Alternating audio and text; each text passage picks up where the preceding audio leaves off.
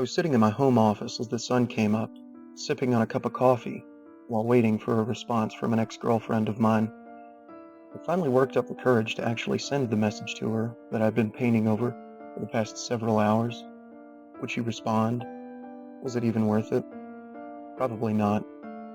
All I knew was that I could not get that woman out of my head. I stared at the screen of my phone for a few minutes longer before pulling up the Steam app on my desktop and scrolling over the library of games I'd never play. I wanted to play all of them and none of them simultaneously. After biting my cheek and deciding on exactly no game to play, I began scrolling through the store instead, hoping that maybe I'd find a secret gem I'd yet to notice. I nearly choked on my coffee when my phone began to buzz on the desk. Was she calling me? It is not what I'd expected after sending her the message. I pulled the ringing phone up to my face. Private? Without a moment's hesitation, I answered, hoping to hear her voice on the other end of the line. Hello? The voice was timid and dry.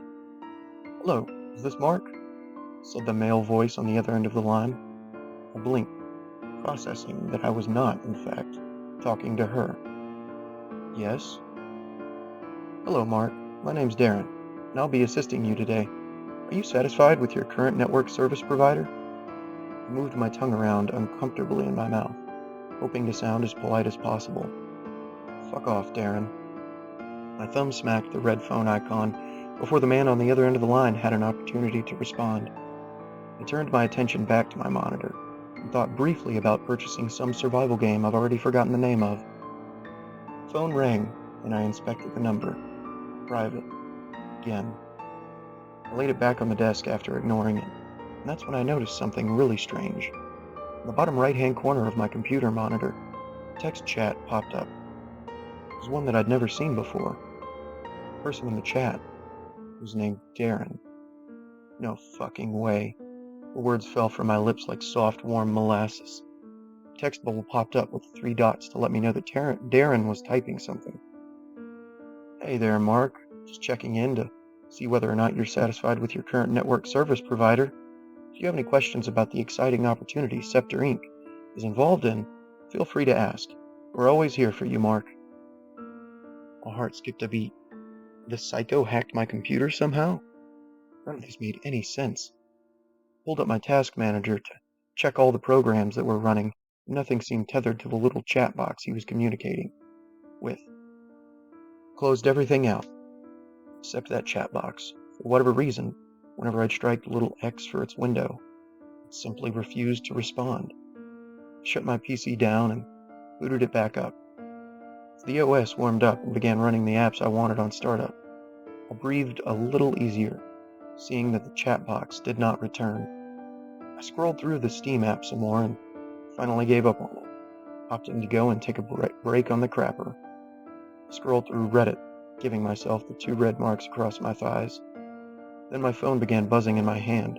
Private. You've got to be fucking kidding me, man. This is a bit much. I answered. What do you want, Darren? Would you be willing to fill out a survey that I can then turn into my supervisors? No, Darren. No, I would not. I paused. Is there any way that I can get you to put me on a no-call list? No-call list? His voice came across as confused. It was as though he'd never heard anyone say those words before. What is a no-call list? I hung up and finished my business. Boy, coffee keeps you regular, or so they say. I sat at my desk and wiggled the mouse. It was frozen to the spot, eyes bulging in response to what was on my screen. My background had been changed to a completely white one with black lettering. The message read, "Are you satisfied with your current network service provider?" Nah, man, fuck that.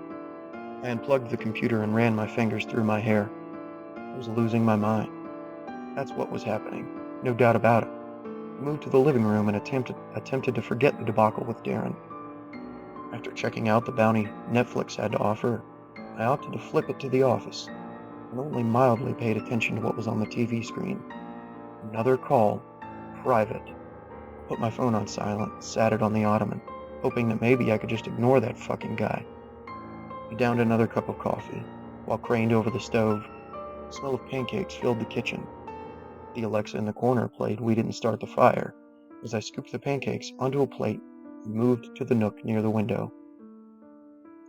As I ate my breakfast and watched the birds in the backyard catch the wind and glide across the overgrown weeds, a knock came on my door. I raised an eyebrow, stood, and went to the living room to the front door. After peering from the window adjacent the door, seeing that no one was on my stoop, I opened the door, glancing left and right. I almost didn't see the package at my feet. It was plain, without a signifier of its origin, wrapped in brown paper and twine. It had average chest-sized package dimensions. I set it on the ottoman after bringing it in and stared at it, entirely forgetting my pancakes. There was a brief internal struggle of ethics, as I wondered whether or not I should open it. At some point, without my hands having permission from my brain, I tore it open. It was a devil's food cake. There was a message on its face. Are you satisfied with your current network service provider? I lifted the cake, walked to the front door, opened it, and yeeted the cake clear into the street. A dog barked somewhere far off, and I slammed the door shut. After checking my phone, I saw I'd missed over 20 phone calls. Almost all of them were from a private number. You've got to be fucking kidding me. My heart jumped into the back of my throat. One of the phone calls was from her. I threw myself onto the couch and immediately called her back. It rang and rang and rang. Just when I was sure the voicemail would pick it up, a click came across the other end of the line. Hello? I wagered. Hi there, Mark. This is Darren from Scepter Inc. I was hoping to pick your brain. Have you looked over the catalog we sent you in the mail? Catalog? Was he talking about the cake? That's right. We were hoping to hear back from you about what we can do for you when it comes to your network needs. Would you happen to have a few hours to complete a survey that I can turn into my supervisors? I hung up. I called her, hadn't I? I checked my call log. Yes, I'd called her. What was happening? I felt a needless chill in the air, so I decided to get myself dressed properly and run down to the store. Maybe getting out of my PJs and seeing another living, breathing human being would do me some good. I dumped the remainder of my pancakes into the trash and moseyed out to my truck. It felt like someone was watching me. I surmised that after spending all night awake, I was having one of those floaty mornings. All normal things felt strange. I turned on the radio in the cab of my truck and pulled out of the driveway. I waved by people as I drove, with my cigarette-wielding hand out the window. It was strange. The pedestrians I drove past came to a full stop upon seeing me and locked eyes with me. They smiled warmly and waved mechanically. I tossed my cigarette out the window and rolled it up. Weird. I parked in the gas station parking lot and hopped out, locking my truck. After perusing their fine selection of pork skins and fatty chips, I opted to grab a bag of trail mix. That's healthier, right? I slapped the bag on the counter and the clerk glanced down from the book he was reading. He dog-eared the page and scanned the item. $2.59, he said. I took my trail mix after paying and went to the glass door that rang out a little jingle upon me pushing against it. How's your current network service provider treating you? Asked the clerk. I spun around to look at the man sitting behind the counter. What's that? Have a good day, he said. You too. As I moved to my truck, I saw that someone had placed innumerable paper flyers up under the window shield wipers while I'd been inside of the store. I swiped them off with a hand, cussing, but upon catching a glance at one of them, I started checking each of them. I pulled off the windshield. They all had the same message. I'll let you guess what they said. In a panic, I dove into my truck and fired the ignition alive, peeling out of the asphalt lot. On the way home, passerby continued to stop and wave. I was sweating. It was getting hard to swallow. The sun was too bright. My ears were ringing.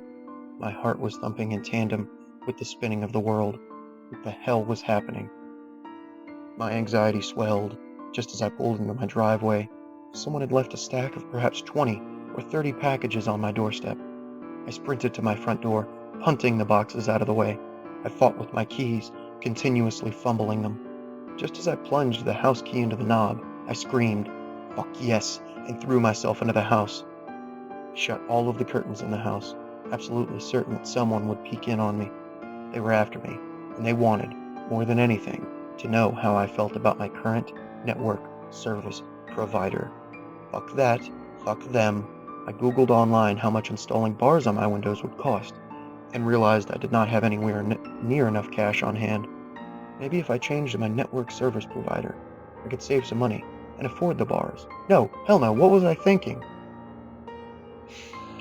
I locked myself in my home office, shutting off my cell phone. Days went by, and I refused to leave the room.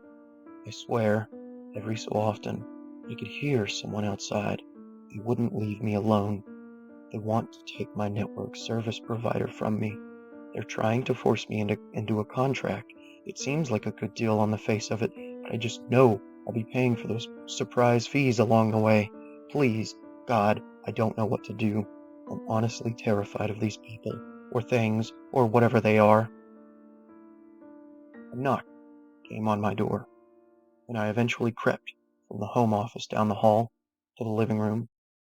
I peered out of the window adjacent to the door to see that she was standing out there. I'm sure I looked like hot garbage, but I was honestly happy to see someone I genuinely knew in the flesh and blood. The door swung in. She looked me over with an air of worry. "Are you all right, Mark?" she asked. I nervously scratched behind my ear. "Yeah, I'm fine. How have you been?" I invited her in, and we sat on the couch. I tried offering her something to eat or drink. I promise I tried to be a good host. She was having none of it. "I'm just here because of that message you sent me a few days ago." The red embarrassment hit my face like a heat lamp. "Please, excuse me," I said. "I need to use the restroom." I pattered down the hall quickly to the bathroom. I locked the door behind me and bathed my face in the sink. After wiping my face red with the towel next to the sink, I looked at the black circles around my eyes. "You're crazy, bub," I spoke to myself. "No, I'm not. You're the crazy one." I chuckled to myself and swiped my hand through my hair. I stepped out of the bathroom to be confronted by her. It was as though she'd been standing outside of the door, listening to me. Perhaps she was making sure I was not attempting to escape. "Hey, Mark." Each of her hands were held behind her back. "I wanted to let you know something." Nearly choking in surprise, I hacked, "Yes? What's that?" She removed the knife from behind her back and arched over her head. That could do some serious damage, I idly thought. "Whoa there," I put up my hands. "There's no reason for that." She pursed her lips. "You know, I've recently changed my network service provider." My breath caught in the back of my throat. "That so?" "They sent me," she spoke robotically, far away, "to make sure that you've looked over the catalog we sent you." The knife swept through the air and caught me in my left shoulder. A shower of blood, my blood, shot onto the wall, and I screamed as she tore the knife down with such ferocity that I was sure she'd cut through bone. I shoved her, and the knife dislodged. I staggered into the bathroom and slammed the door. The blood was everywhere. I slipped in it. I ran my knees to lock the door just as she slammed into it from the other side. Her cries and beating against the door reverberated all around as I quickly tried managing my wound. The iron in the air was intoxicating. I was woozily looking through pinholes. I knew what I had to do. I swung the door in just as she intended to slam a shoulder into it, and she darted past me, flying into the tub. Without thought, I straddled her, fighting her hands. I grabbed her wrist and plunged the knife deep into her chest. Again, again, until her eyes went unfocused.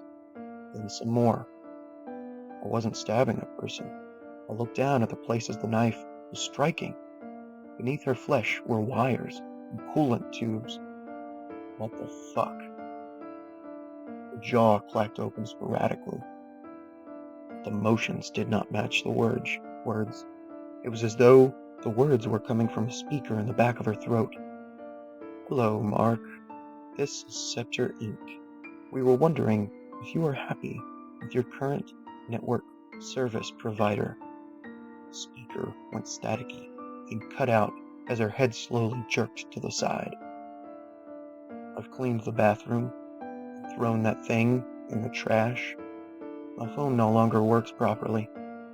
Every time I attempt to make a call from it, Darren's on the other end of the line. Hello, Mark. No matter what I try, this is what happens. Can't believe I'm saying this. I think I have to change my network service provider.